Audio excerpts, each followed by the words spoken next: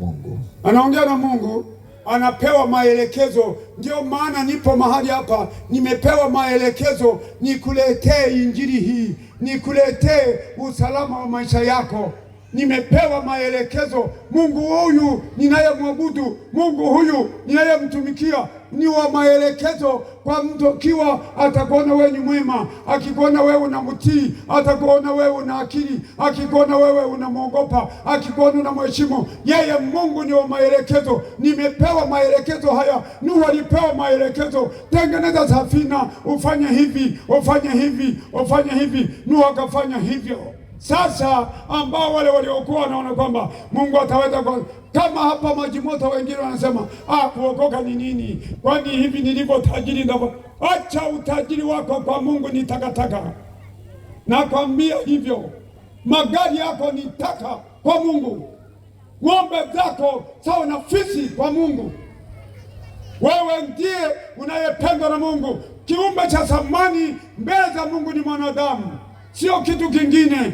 Mtii Mungu, iangalia injili nayoihubiri. Tii Mungu, okoka leo, yalete maisha yako kwa Yesu. Ghadhabu ya Mungu inakuja. Uko pamoja nami? Amen. Yes, endelea kusoma. 16. Uifanyie safina mwangaza. Maelekezo hayo anaelekezwa Nuhu.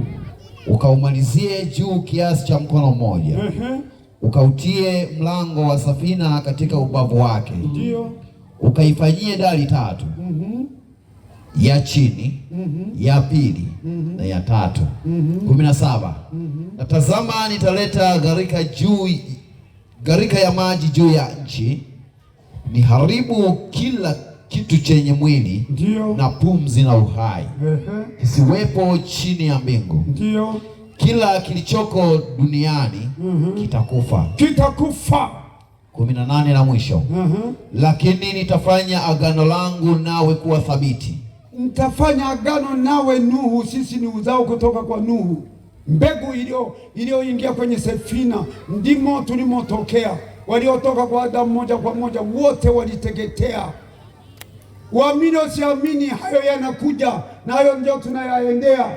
Hatuendi tena huko kwenye gharika. Gharika ilishatoka na haitarudia, na Mungu alisema sitagharikisha tena, bali kuna moto. Mwaka 95 nikiwa bado niko kule, Mungu nilikuwa ninaomba saa 6 mchana, akaniambia Samsoni, ninakupenda wewe, ni mtumishi wangu, ngoja nikuonyeshe jehanamu. Pigia makofi Yesu. Sikiliza nikwambie, wewe naye dharau injili, unasubiri mambo magumu. Ndio maana nilikwambia hivi, tunajifunza mambo haya